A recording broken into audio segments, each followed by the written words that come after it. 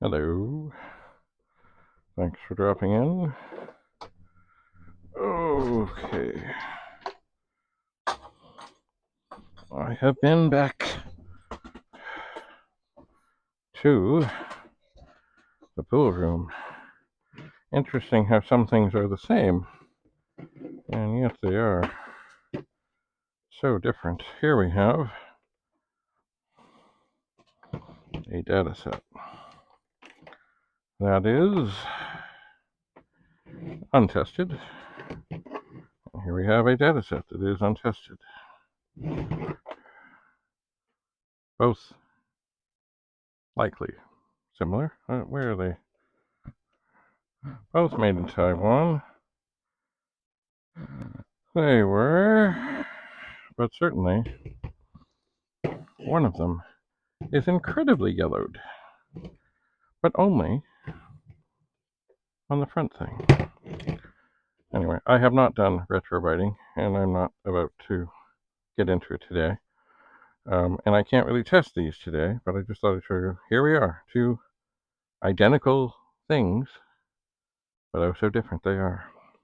This one has a few little blemishes that probably are just little things that a magic eraser could take care of, probably. There may be some scratching. Do they both sort of work in terms of the eject button? Well, that one. Hang on. That one ejects nicely. What's up with this one? Nope. Oh, now it does. Okay, maybe just a little sticky over the years. Anyway, I'm not set up to test these at this moment. So I will put them in the box of things to be tested. And of course, what did I find? Another Commodore 64 power supply. No notes on this one, but I'm assuming if it was on that table that I did use it for things. I'm assuming. As always, no matter how many plugs there are in a power bar, there aren't enough. And now these wires are getting in the way. Oh, come on. Oh, so many wires. So I'm going to plug this in. Da-da-da. And take this handy dandy device made by Rudy of Rudy's Retro Intel. Plug it in. And we have a reading of 5.21 volts, which is perfectly well within acceptable parameters. But what will I do? Well, I will take this, along with all its cords and things. I will set it over here so it can sit for a while and be tested. Now, what is this fine thing? Well, this is something by Homedics, or Homedics, as they say. And I will have to see about finding a plug for it. And I should be able to, because you see this thing here, this is my little adapter I take to movies and things. It will keep charging because it itself is a battery. Now, will this fit? Some power plug things need more space. Yes, it does. Okay, so what this is, and let's see if I can turn it on. Yes. It is something that you can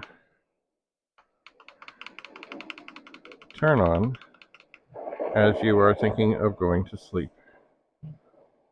And there's a thing on here, you can set it for 15 minutes, 30 minutes, or 60 minutes, and it lights up accordingly. And then, if you just don't press it, it will stay on forever.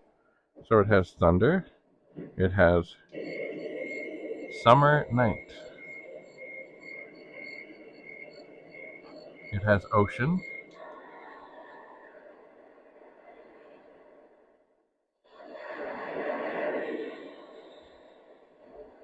it has brook,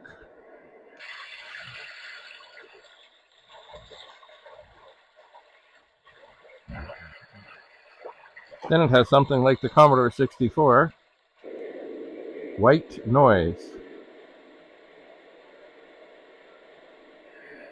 And it has rain.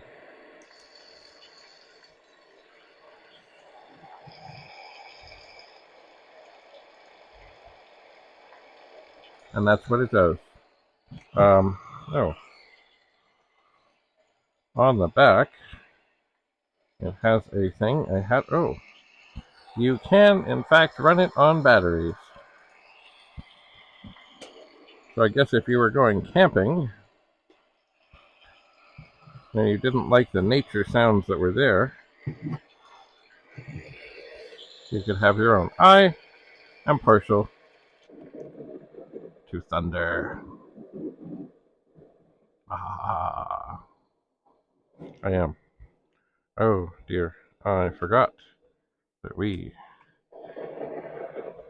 are on the air. But we won't be for long. And I think what I'm going to do, just to make sure that this works, in burning things in, I'm going to hit the 15-minute mark. I'm not going to leave this to record for 15 minutes. I'm not. But I'm going to leave it sitting here to do its thing. And as that is all I could carry on this trip, that's about all I have to say about that. Anyway, this is cool. It can also be used. It could be used for sound effects and things in a video production, or, you know. I'm not sure. Does it have an output? No, it does not. But if I get real close here with the microphone,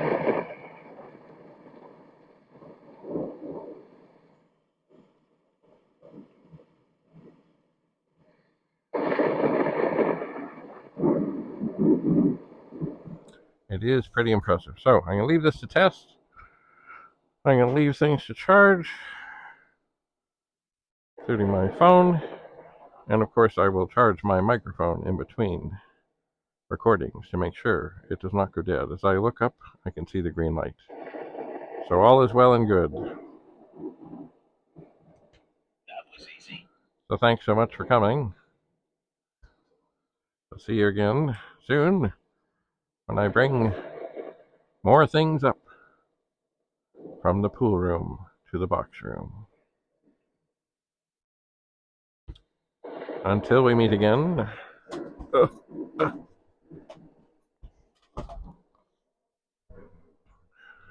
Thanks so much for coming. Bye for now.